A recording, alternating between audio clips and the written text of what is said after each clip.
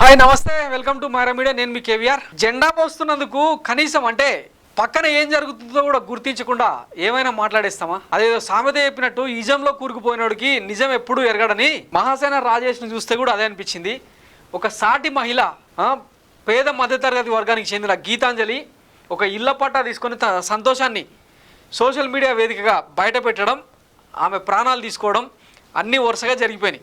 దీని మీద కూడా సోషల్ మీడియాలో పెద్ద ఎత్తున ట్రోలింగ్ జరగడం, నిజంగా ఆంధ్రప్రదేశ్ రాజకీయాలు ఏ తీరుగా వెళ్తున్నాయో, పరాకాష్ఠకు చేరినాయో నిరూపించిన ఘటన ఇది. దీని మీద మహాసేన రాజేష్ ఏం మాట్లాడాడో ముందుగా ఒకసారి చూసిన తర్వాత ఆయన గురించి మనం మాట్లాడుకుందాం.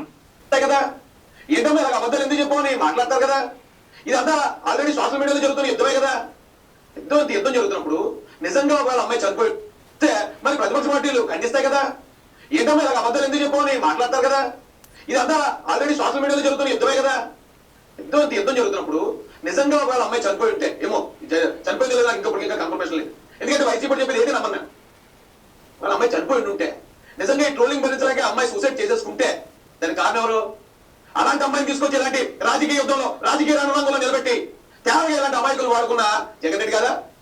ఎగ్జాంపుల్ చెప్పనండి, మన ఇంటికి పెయింటింగ్ వేయడానికి ఎవరైనా ఒక చిన్నపిల్లని నేర్చుకున్నాను తక్కువ రేటుకి వస్తున్నాడని, ఆ కుర్రోడు బైక్ ఎక్కి పెయింటింగ్ వేస్తా ఆ సరి ఇలా కింద పడిపోయి చనిపోయాడు అనుకో, దానికి ఎవడు బాధ్యుడు? ఎవడైతే పనిలో పెట్టాడో, ఎవడైతే పని చెప్పాడో వాడిని 304 ప్రకారం బొక్కలో దోసేస్తా. సమర్థత లేని వాళ్ళని, తట్టుకోలేని వాళ్ళని ఆ పనిలో పెడితే మరి ప్రతిపక్షం ఏవో సెక్షన్లు కూడా చెప్తున్నాడు కదా రాజేష్ అన్న. పొద్దున్న లేస్తే అంబేద్కర్ జై భీమ్ అని మాట్లాడుతుంటావు కదా రాజేష్ అన్న. ఏ సెక్షన్ చెప్పిందన్న మరి ఈమెను హెరాస్ చేయమని? ఒక సాటి యూట్యూబర్గా నిజానికి నేను నిన్న ఈ స్టోరీ చేయడానికి మినిమం 4 గంటలు కసరత్తు చేసిన.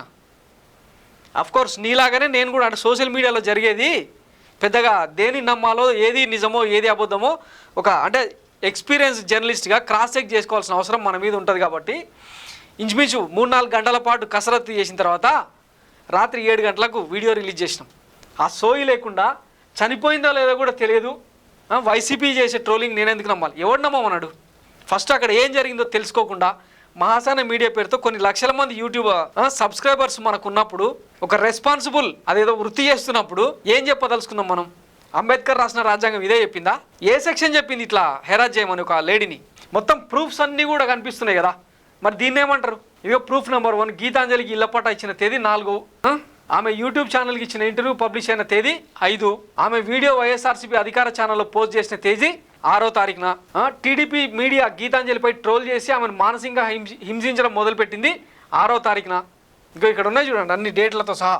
పోలీసు వాళ్ళని ఇవన్నీ రిట్రీవ్ చేసే ప్రయత్నం చేస్తున్నారు. ఇక ఈ కేసు పెద్దగా అవుతుందని తెలిసి చాలామంది ఫస్ట్ ట్రోల్ చేసిన వాడేవాడు అజయ్ చౌదరి సజ్జా వీడియో డిలీట్ చేసుకున్నాడు. ఇవన్నీ ప్రూఫ్లు కదా అన్న, ఇవన్నీ గమనించుకోవాలి కదా. గమనించకుండా అడ్డగోలుగా ఎట్లా మాట్లాడతాం మనం? భర్త ఆవేదన వినండి. అర్ధరాత్రి 3 గంటల వరకు ఆమె ఫోన్ చూసుకుంటా ఇట్లాంటి మెసేజ్లు ఏందని చెప్పి తనలో తాను మదన పడుతూ భర్తకు కూడా చెప్పుకోలేకపోయింది. కనీసం నెక్స్ట్ డే మధ్యాహ్నం 2 గంటలకు వెళ్ళి ట్రైన్ గుద్దేసుకుంది. కనీసం ఆ 2 పిల్లల గురించి ఆలోచించినా కూడా బతికేదేమో, కానీ దీన్ని రిసీవ్ చేసుకోలేకపోయింది ఆమె. ఎందుకంటే మధ్యతరగతి మనస్తత్వాలు ఇట్లే ఉంటాయి. మనం అంటే సోషల్ మీడియాకి అలవాటు పడిపోయినాం, ఇంకా అన్ని పార్ట్ ఆఫ్ గేమ్ అనుకొని మనం ఉంటాం కాబట్టి సరిపోయింది. కానీ ఒక మధ్యతరగతి మహిళ ఇవన్నీ ఎట్లా రిసీవ్ చేసుకుంటుంది? ఇక పచ్చకండ కప్పుకోగానే మన కళ్ళు పచ్చగా పడిపోతే ఎట్లా? దీనికి వైఎస్ఆర్సీపీకి ఏం సంబంధం? టీవీలో మాట్లాడేటప్పుడు మనకంటూ ఒక అంటే సపరేట్ వేవ్ లెంత్ ఉండాలి కదా. అంబేద్కర్ చెప్పింది ఇదేనా? ఒక దళిత బీసీ సామాజిక వర్గాలకు చెందిన ఒక మహిళ లబ్ధిదారుగా పట్టా తీసుకుంటే, భూమికి సంబంధించిన పట్టా తీసుకుంటే తన సంతోషాన్ని వ్యక్తం చేస్తే దాన్ని ట్రోల్ చేయాలని ఏ సెక్షన్ చెప్పింది?